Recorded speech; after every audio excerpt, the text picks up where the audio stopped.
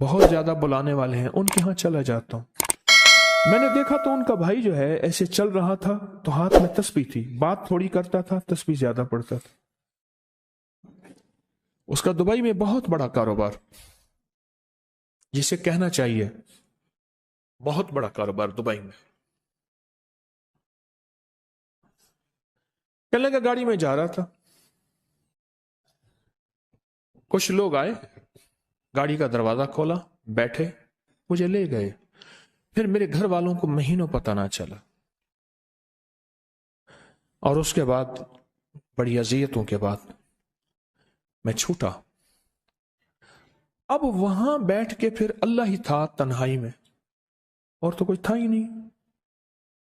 کہا کہ وہ اللہ سے ذکر کرنے اور باتیں کرنے کی ایسی کوئی مجھے عادت سی پڑ گئی ہے، اب لوگ مجھے کہتے ہیں کہ آپ جیل کی اذیتوں کی وجہ سے خاموش ہو گئے ہیں۔ میں لوگوں کو لاکھ کہتا ہوں، نہیں، وہ مانتے نہیں۔ جیسے نا بندہ کوئی غم کی وجہ سے بعض اوقات نا چپ ہو جاتا ہے، وہ کیوں کہتے ہیں؟ اسے چپ لگ گئی ہے، خاموش ہو گیا ہے۔ کہا کہ میں لوگوں کو کہتا ہوں، نہیں، میں جیل کی وجہ سے خاموش نہیں ہوں۔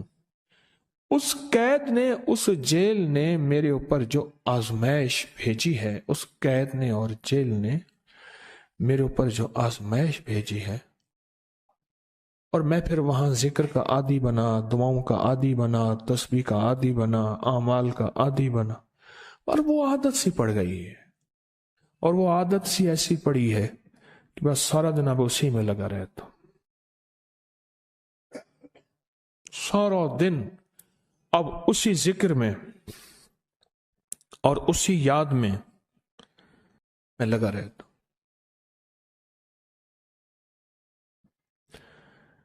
کہیں ایسا نہ ہو ہم بھی اگر ذکر سے غافل ہوئے، تسبیح سے غافل ہوئے، خدا نہ خواستہ ایسی آزمائش آ جائے اور پھر ہم ذکر اور تسبیح اور اعمال کے عادی بن جائیں، اللہ سے عافیت مانگے۔ اور اگر ہماری زبانوں پہ تسبیح ذکر آ گیا ہے عافیت کے دنوں میں، تو سمجھ لیں یہ اس کی عطا ہے، یہ اس کی نعمت ہے، یہ اس کی کریمی ہے، یہ اس کا فضل ہے۔ اس نے بہت بڑی آزمائش سے پہلے ہمارے اوپر اتنا کرم کر دیا، اس کا بہت بڑا کرم ہے۔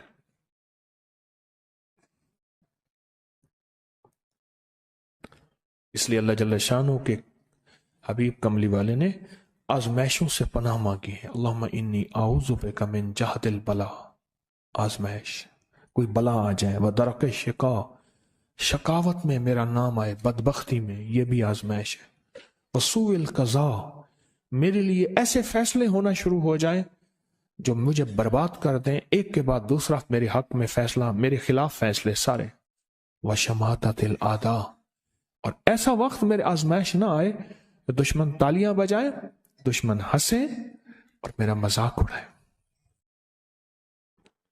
اس لیے میرے آقا نے، میرے حضور نے آزمائشوں سے پناہ مانگی ہے، عافیت مانگی ہے۔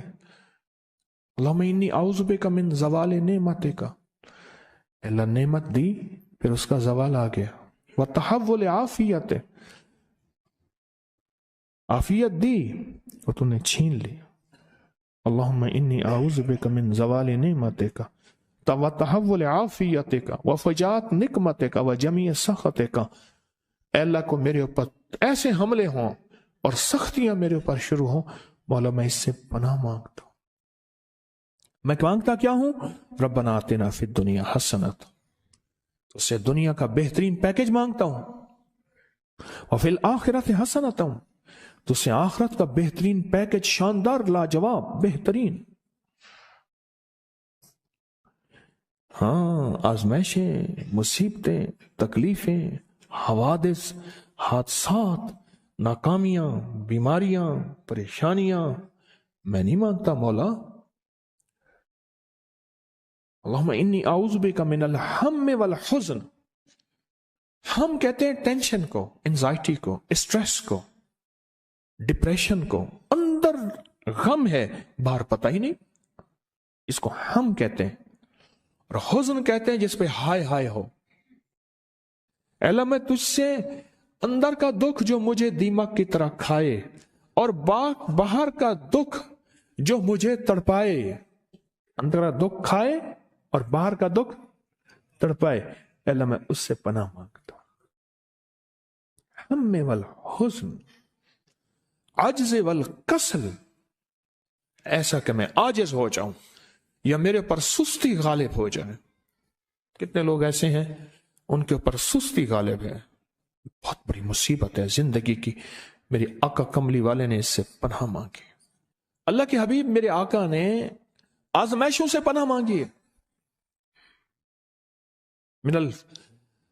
اللہم انی اعوذ بک من الفقر والکفر، اے میرا مولا مجھے کفر سے اور فقر سے بچا۔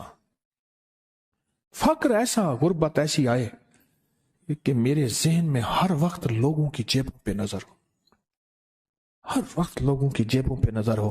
یہ دو وقت میں ہوتا ہے، ذہن نشین رکھیے گا۔ اس فقیر کا تجربہ ہے، ایک جب طمع بڑھ جاتا ہے، لالچ بڑھ جاتی ہے، اس وقت لوگوں کی جیبوں پہ نظر ہوتی ہے۔ جب فقر بڑھ جاتا ہے، غربت اور تنگ دستی اور فقیری بڑھ جاتی ہے، پھر لوگوں کی جیبوں پہ نظر اس کی ہوتی ہے اور اللہ کے خزانوں پہ نظر نہیں ہوتی یا کم ہوتی۔ اے میرا مولا مجھے فقر سے بچا اور کفر سے بچا، کہ ایسا وقت نہ آئے میں اپنا دین بیچ بیٹھوں، اپنا ایمان بیچ بیٹھوں۔ ہمارے ایک مخلص تھے عبد الوحید سلیمانی صاحب رحمۃ اللہ علیہ، کہنے لگے انارکلی میں میرا ایک دوست تھا، تو میں اس دوست کے ساتھ زندگی گزری، پنجاب یونیورسٹی میں اکٹھے پڑھتے تھے۔ تو پھر پتہ چلا کہ وہ بہت مالدار ہو گیا، اسلام آباد کے ایک بہت بڑے سیکٹر میں گیا تو اس کا گھر دیکھا، گاڑیاں، بڑا گھر، اور یہاں اس کے پاس ایک پرانی سی پتلون ہوتی تھی اور غربت ہوتی تھی، اور انارکلی کے کسی اوپر چبارے کے کسی کمرہ لیا ہوا تھا۔ تو میں نے اس کا نام لے کے پوچھا یہ کیا؟ اس نے ایسے سینے پہ ہاتھ رکھ کے کہا بس یہی بیچا ہے، اب باقی سب ٹھیک ہے، سینے پہ ایمان بیچا ہے، سب کچھ مل گیا۔ اللہ میرے پر وہ وقت نہ لا جب میرے اوپر فقر غالب آ جائے یا کفر آ جائے۔ میری آقا کملی والے نے آزمائشوں سے پناہ مانگی، اور آپ حضرات کتنے خوش قسمت ہیں، اس کی شان کریمی اللہ نے آزمائشوں سے بچائے، اور انشاءاللہ ان نام کی برکتوں سے، ان دعاؤں کی برکتوں سے، ان تسبیحوں کی برکتوں سے، اس اللہ کے نام لینے کی برکت سے انشاءاللہ اللہ اور آزمائشوں سے بچائے گا۔ اللہ نے بغیر آزمائشوں کے ہمیں اپنا نام دے دیا، اپنے نام کی تسبیح دے دی، اپنا ذکر دے دیا، اپنی یادیں دے دی۔ کسی جگہ منہ سے اللہ نکل جاتا ہے، کہیں رحمان نکل جاتا ہے، کہیں بسم اللہ نکل جاتا ہے۔ ابو عبداللہ مغربی فرماتے ہیں میں نے رسول اللہ صلی اللہ علیہ وسلم کو خواب میں دیکھا، عرض کیا مجھے اللہ سے ایک حاجت ہے، کس وسیلے سے دعا مانگوں؟ عرض کیا مجھے اللہ سے ایک حاجت ہے، کس وسیلے سے دعا مانگوں؟ کوئی عمل بتا دیں، کوئی وسیلہ بتا دیں آقا۔ میں نے حضور سے خواب میں سوال کیا تو آپ نے ارشاد فرمایا جس کو بھی اللہ سے کوئی حاجت ہو اسے چاہیے وہ سجدے کرے، یعنی 2 رکعت ادا کرے اور سجدے کی ہر رکعت میں 40 مرتبہ آیت کریمہ پڑھے، جو میں عمل میں بتایا کرتا ہوں، لا الہ الا انت سبحانک انی کنت من الظالمین۔ جب بھی کوئی مشکل ہو، الجھن ہو، پریشانی ہو، کوئی تکلیف ہو، کوئی مسئلہ ہو، تو میرے حضور نے فرمایا کہ تو ایسا کر، تو ایسا کر، تو کیا کر، تو نفل پڑھ، ہر رکعت میں سبحان ربی الاعلیٰ کے بعد 40 مرتبہ آیت کریمہ پڑھ، اور پڑھ ایسے ڈوب ڈوب کے، مانگ مانگ کے، گڑ گڑا کے، بھیکاری محتاج سائل اور منگتا بن کے پڑھ۔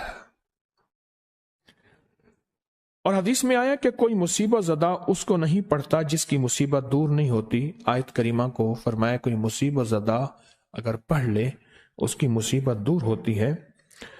اور ایک اور حدیث میں ہے کہ کبھی ایسا نہیں ہوا کہ کسی مسلمان آدمی نے کسی چیز کے لیے اسے پڑھا ہو اور اس کی دعا قبول نہ ہوئی ہو، اور اس کو ترمذی اور نسائی نے روایت کیا ہے۔ میرے آقا فرماتے ہیں کہ میں جب شب معراج میں میرا ایک شخص پر گزر ہوا جو نور عرش میں چھپا ہوا تھا، عرش کے نور میں اتنا ڈوبا ہوا تھا، خود چھپا ہوا تھا عرش کے نور میں۔ میں نے پوچھا یہ کون ہے؟ یا کوئی فرشتہ ہے؟ فرمایا نہیں۔ میں نے کہا تو پھر یہ کون ہے؟ فرمایا ایک انسان ہے، جب دنیا میں تھا تو یاد خدا اسے اس کی زبان پر تر و تازہ رہتی تھی، اس کا دل مسجد میں لگا رہتا تھا، آج اللہ کے حضور یہ نور عرش کے نور میں اتنا ڈوبا ہے کہ خود چھپ گیا۔ دو چیزوں کی وجہ سے، ایک، اس کی زبان ہر وقت اللہ کی یاد سے تر و تازہ رہتی تھی۔ جو دم غافل سو دم کافر، میں نے مرشد سبق پڑھایا ہو۔ حضور کہتے ہیں میں مرشد کے پاس گیا، میں نے کہا حضرت کو نصیحت فرما دیں۔ فرمایا میری نصیحت یہی ہے، جس دم غافل ہوگا سمجھ لے وہ دم تیرا کافر ہے۔ اور کافر کے معنی اصل ہیں انکار کے، وہ تیرا دم اللہ کے ساتھ جڑا ہوا نہیں ہے۔ اور میں ذکر کرنے والوں کی مثال زندہ کی ہے اور ذکر نہ کرنے والوں کی مثال مردہ کی ہے۔ حضرت خالد بن ولید نے فرمایا ایک طرف ہزاروں تھے اور فرمایا مجھے چند دے دیں، تو پوچھا آپ کو چند کیوں دیں؟ کہا وہ سارے مردہ ہیں، وہ کلمہ پڑھنے والے نہیں تھے، وہ سارے مردہ ہیں، مجھے چند کلمہ پڑھنے والے دے دیں، یہ سارے زندہ ہیں اور یہ غالب آئیں گے۔ اور یہی ہوا، اور یہ کلمہ پڑھنے والے غالب آ گئے۔ آپ نے فرمایا کہ غافلوں کے درمیان اللہ کی یاد میں لگا رہنے والا ایسا ہے جیسے